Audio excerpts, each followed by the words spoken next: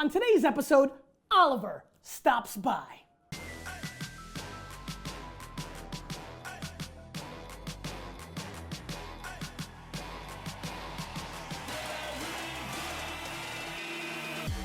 You ask questions, and I answer them.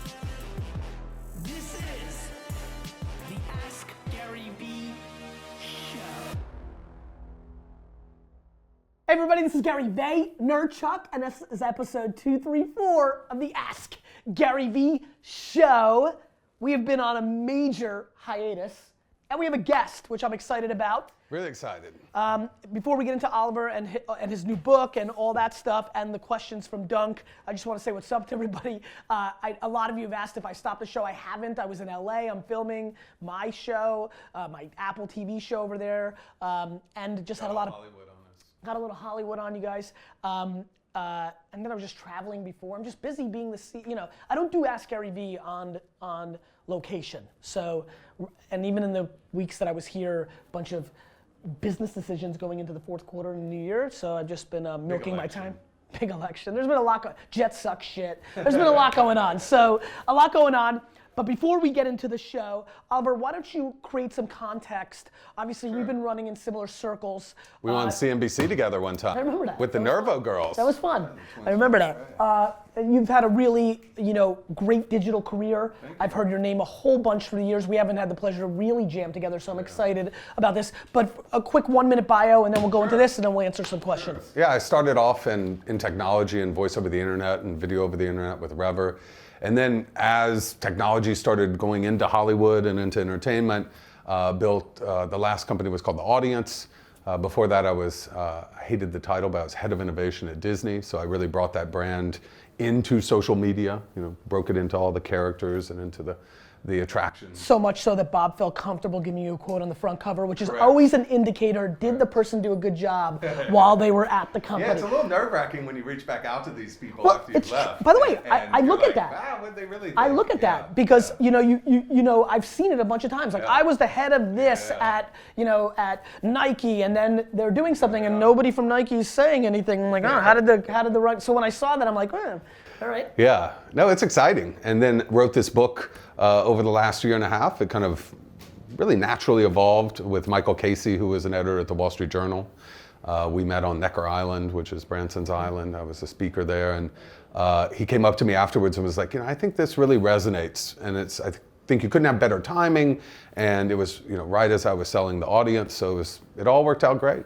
for you, man. So I'm very happy about it. And so, Thank you for having me. no worries. So what is this book, and what's the It's premise? the social organism. Most people see it as orgasm. That's the how I first- saw it, yeah. actually. So I'm always. I literally I'm thought that's always what it the said. first to I can't disappoint. read either. Yeah. Anyone with dyslexia I'm has dead. they get really excited. I thought about this it. was the social orgy. I didn't even read it Yeah. right. Well, orgies are social. Fair enough.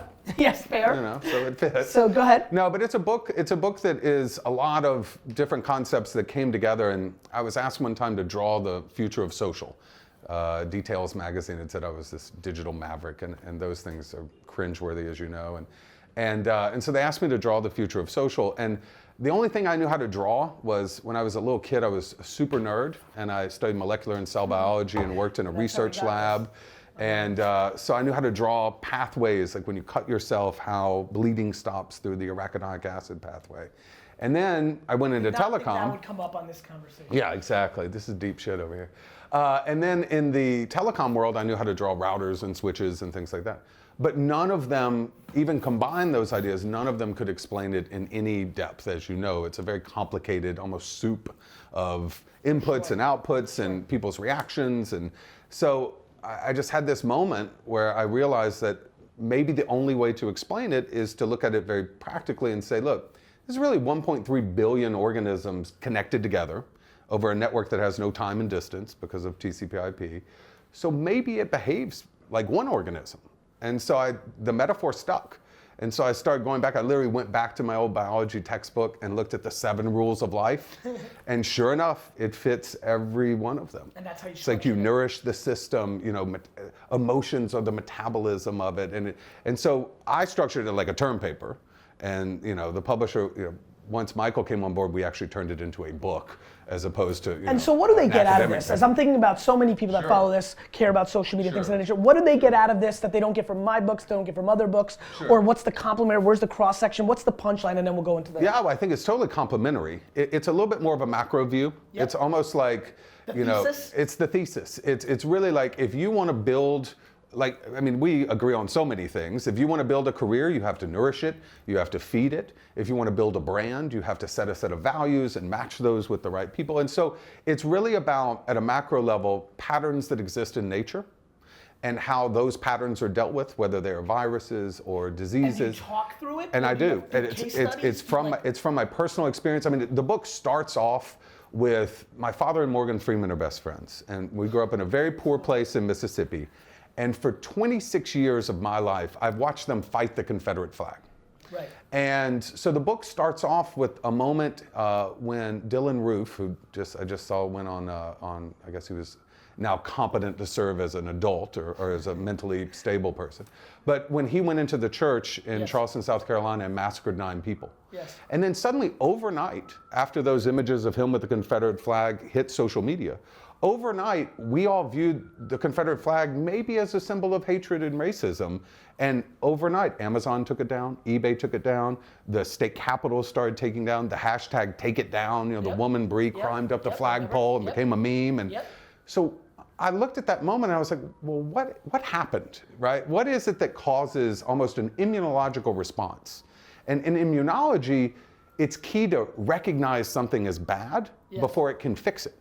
And so a lot of the book talks about how do you teach your body, or how do you teach this system, this social organism, to recognize the bad or recognize the good and then eliminate it using your own immunology. Because if you think about it, it's cellular, it's 1.3 billion cells. The only way an idea spreads is if one of those cells spreads it to the other.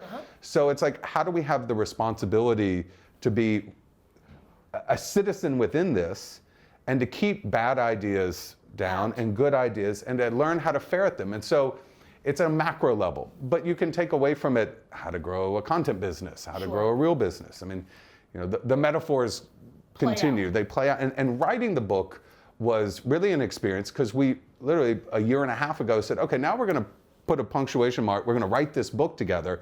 And the stories just unfolded.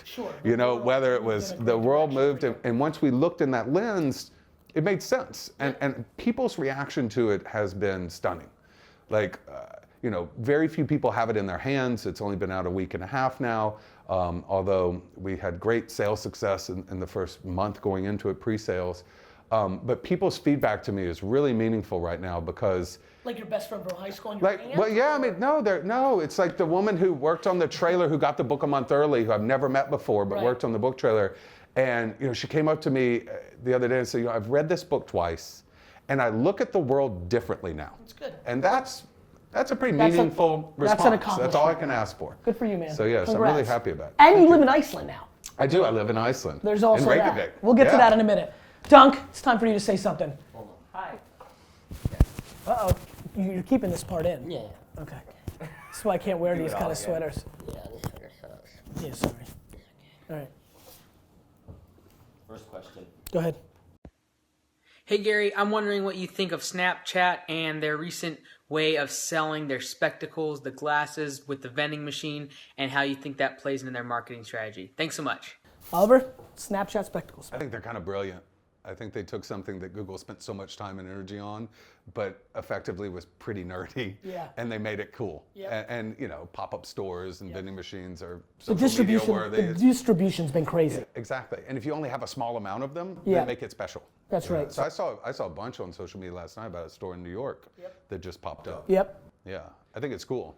I think it's a big play. I think it could be maybe the saving grace move to their IPO. Sure. If you think about what Instagram's replication of a lot of their functionality has done, it's created a scenario where there's a little more, skeptics talking about Snapchat's growth. A lot of people talking about their Instagram decline. sucked the oxygen out of the room with stories. So to become Snap and to play, to me, what's most interesting is Snapchat is the first social network that feels like a brand.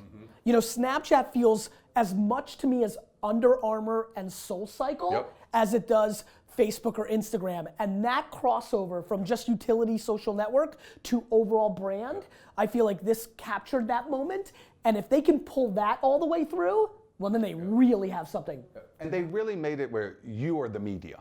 Right, 100, and so that was part of the exciting brand, and then the filters and the tools. And then the you think about the live, Yeah. all they have to do is add an update that allows that to be live streaming, and now all of a sudden you've got a whole thing.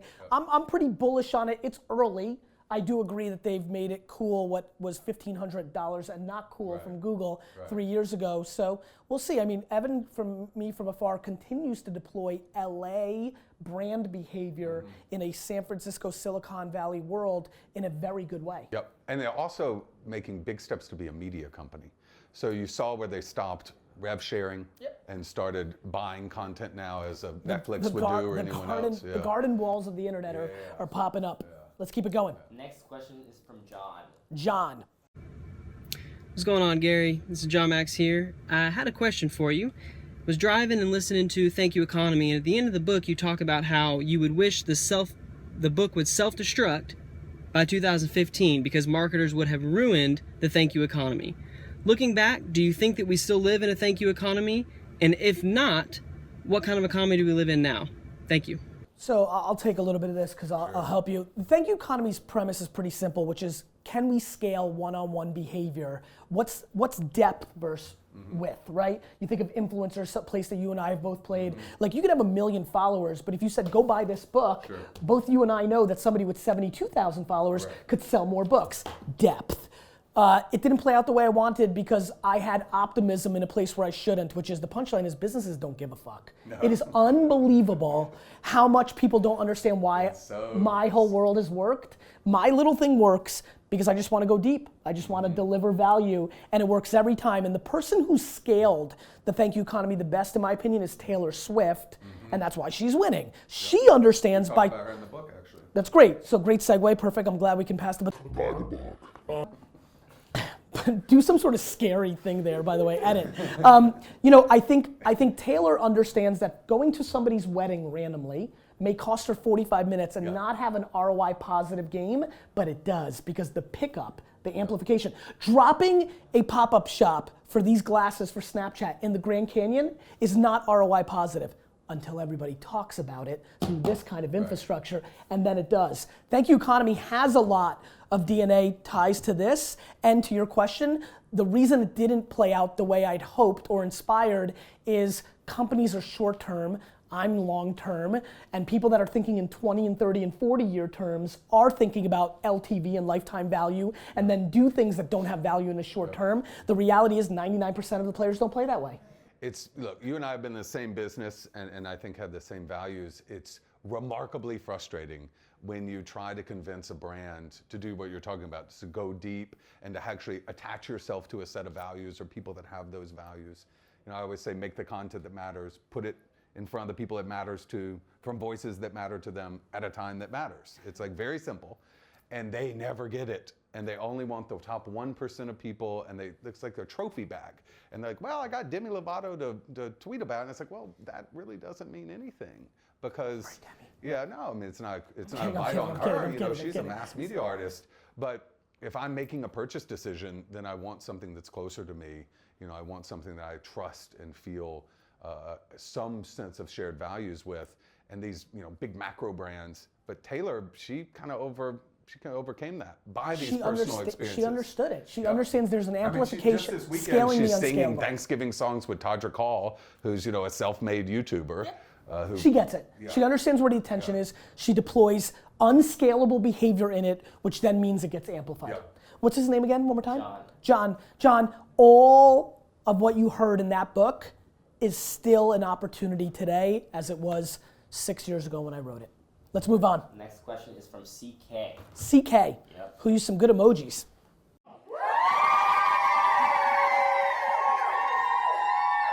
Hey Gary, it's CK here, presenter, photographer from Sheffield, UK. My question for you, how mindful are you of differentiation when it comes to personal branding? There's 1,000,001 entrepreneurs out there. Not all of them swear like a judge, like you do. Not all of them wear trainers, like you do. Not all of them wear cool jeans. So my question is also, not all of them want to buy the jets. So how conscious are you, Gary, of your unique selling point when creating your brand? Epic, you're a hero. Next time I'm in London, I'm going to do a photo shoot for you. Let's hear it for Gary! DK, I'll answer that in a minute. From what you've seen, Oliver, you've worked with a lot of influencers. You've got a lot of great connections in Hollywood.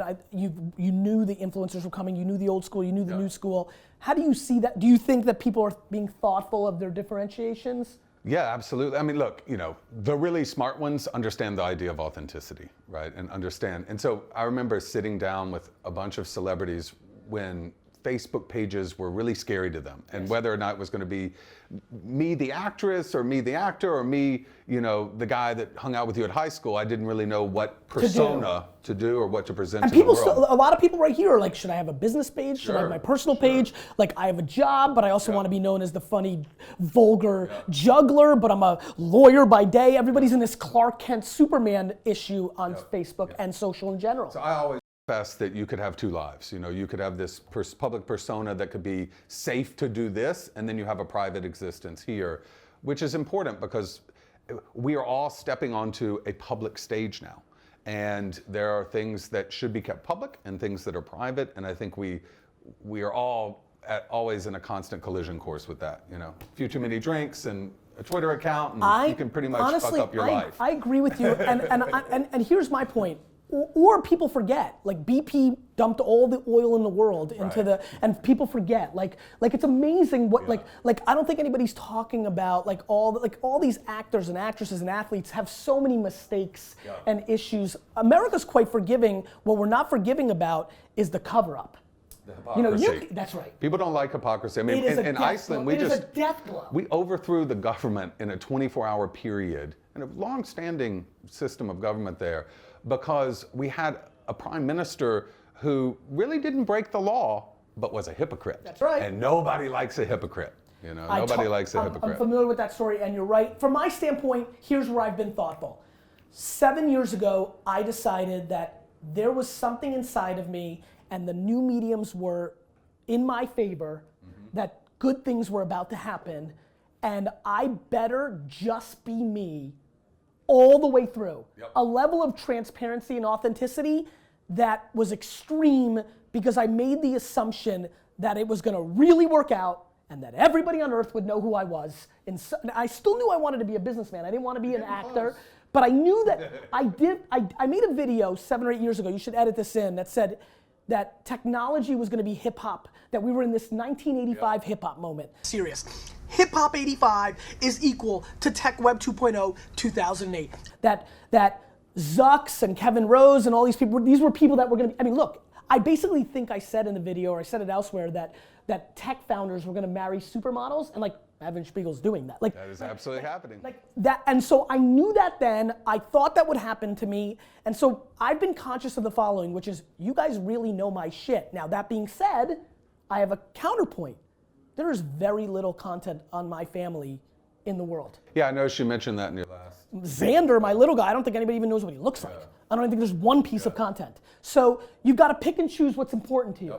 For Lizzie and I, it's important that the kids don't have that exposure and they choose. I think Misha's going to choose. I think she's about to be a YouTube kid star, but we need to let them choose. But you're in full control. Be the dadager. Exactly. I can't wait to be a dadager. I'm going to negotiate good deals. All right, let's move it on. Next question is from Miguel.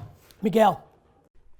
Hey Gary, my name is Miguel Ogas. For some context, I work in full-time ministry. I run a network of churches for my lead pastor where I'm traveling about twice a month, and you have inspired me to give my wife my laptop computer so I do all of my business full-time through the phone. I believe everything you're saying about the future of the cell phone, so I just want to figure out how to do it right. So my question to you is this: what are some tips, tricks, apps, any type of hustle advice you can give to somebody who wants to run a network, run a business completely 100% through the phone, no longer using a laptop? Thank you for all you do. Appreciate you. Have you seen the Google phone? The Pixel? The Pixel? I haven't seen it. It's amazing. Do you have it? I have 2 of them. Yeah. And so what? Have you made the jump to phone 100%. only? 100%. You have no laptop. No, I You have rarely one. use I have a laptop which I'm like if I have to download a bunch of, like right now I'm And downloading a bunch of because Google has photos. such a great suite of products. It's amazing. They've made, I assume, docs and mail and calendar. It's amazing. Yeah. So It's like intuitive and smart, and it's like, you know, you'll have an appointment and it's like, would you like to add this to your contact book? It's like improving itself the whole time. such a miss by Microsoft. I thought 2 years I ago. had that phone. I love that phone. I thought Microsoft, when it's dead in the cell phone world, I thought they should have come out with a Microsoft phone that was built to be, you know, the business engine that it sounds Google has executed. From my standpoint, there's only one smart hack. I can talk all about everything, different apps. Here's the reason it works for me. Anything that isn't great on the phone, you scale through another human being. If you're able to afford an admin, or use some AI assistance and things of that nature, I don't write, as my team will tell you, I don't write any, like my emails are one word, or like an emoji. Like I do so little actual work that if you're working in Excel sheets and Word and PowerPoints and these things, it may be a little trickier. As somebody who doesn't, as somebody who has like the team send, here's the proposal, can you approve it? And as soon as I get it, I write approved, and they're like, you didn't open it. We can see that you didn't open it. I said approved, motherfucker. You know, and so I think you have to know yourself, but I think the human element of having an admin or somebody else to close the shortcoming, but I think living in a mobile only Sometimes I environment try to is add a real. few words because I'm the same way. I'm like, thank you, approved, good, great. And they're like, I just wrote a treatise. And I'm like, well, maybe you could slim it down It's a little like bit. it's the biggest thing. It's the biggest inside joke here. like, if you People can't write tell it in a- 7 paragraphs, and I write back the thumbs up emoji, and they're like, fuck. Like, can I get a little more feedback here? Something. I worked on this. All right, let's move it. Last one. From The pilot show. Corey. Gary, what's going on? It's Captain Corey from CaptainCorey.tv and the Captain's Vlog on YouTube. I'm in the back of the airplane because it's more quiet, but I got a couple questions for you. First off, Gary, aside from your incredible interpersonal skills, what would you say is the most important leadership quality that you deploy amongst those that you lead? And the second part of that question, what are 2 important leadership qualities that we as young leaders can develop that'll make us more effective as leaders and have a greater influence and make a bigger difference amongst those? Appreciate all you do. Love the show. I'm not watching as much anymore because I'm grinding and hustling, but love it. Love what you do, man. If you ever need a ride too, man, let me know. That's good. That's my big thesis, by the way, Oliver. Unlike a lot of people, I actually want my audience to decline because I want to inspire people to actually go do. Right. The amount of reading all our books, watching all our stuff, that's fine, and I like that. My tagline's always been, I get shit done. So you've been a successful leader in your companies. What's the biggest thing that has really worked for you? I mean, I think being humanistic, which is a word that I don't think many people, especially in this country, use, but there's a real value to putting humans first. It sounds so trite, but there's a real value to having empathy and putting humans first and looking at them from a perspective that you can say, like, how do I help you grow? What is it going to be? What is both the sympathy parts and the nourishment parts that are going to help you realize your potential as a person? And I've started 7 companies now and made a lot of mistakes. Human resources is the hardest thing to do at scaling a company. Because I always make the joke, they are neither a resource nor human resources. And so that's why the head of mine is called Chief Heart Officer. Claude is the number 2 person in this company, and everybody knows it. It is the foundation of being here because we sell people. Yeah, exactly. And so, I mean, you're in a service business and a content business, so that makes sense. And so I think taking a lens of humanism has been the biggest gift for me. I mean, it's one of the reasons I moved to Iceland. You have a humanistic society that doesn't punish people for their weaknesses, right? You have no poverty, you have no homelessness, you have reform instead of prison. Big important things, especially coming from a place like Mississippi where I was born. You look at that, and that's a place where people are not treated like humans. Yeah. There are systems in place. I remember with American Express, we made a movie called Spent about payday lenders in America. I mean, you talk about your audience and the pains. It's $1 trillion business in America that is parasitic. Yep. It adds no value to the system whatsoever. In Iceland, a human right is to be able to access your money.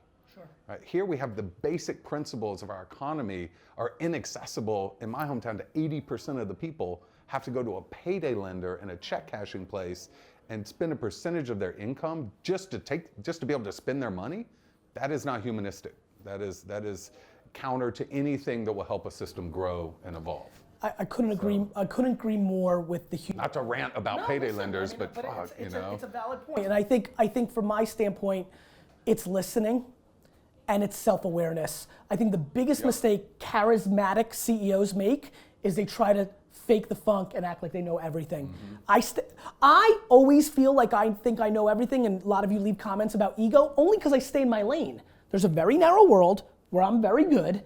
I tend to never go out of it. You notice how I have social media and business people on the show? This is not a healthcare expert. We're not talking about hair dyeing activities. This is not somebody, nobody's gonna be on this show talking about how to raise cattle, because I'm not gonna put myself in a position where I do not know what the fuck I am talking about. Right.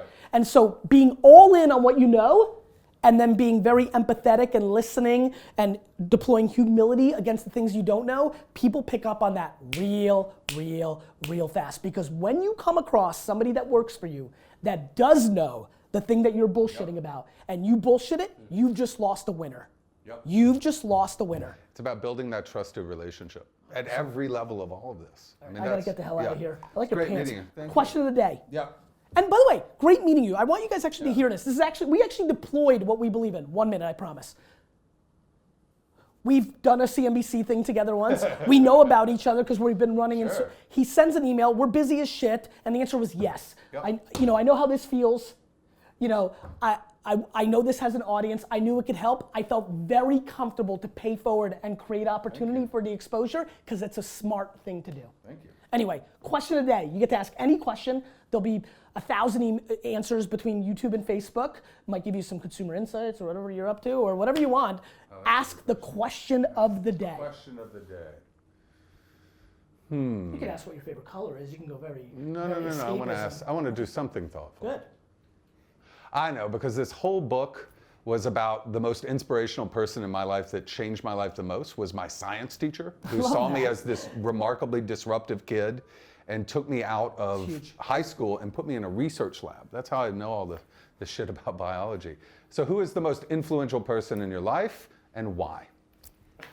There you go. Thank you, buddy. It's Good luck to you, man. great seeing you. Yeah, Thank really you. good to see you.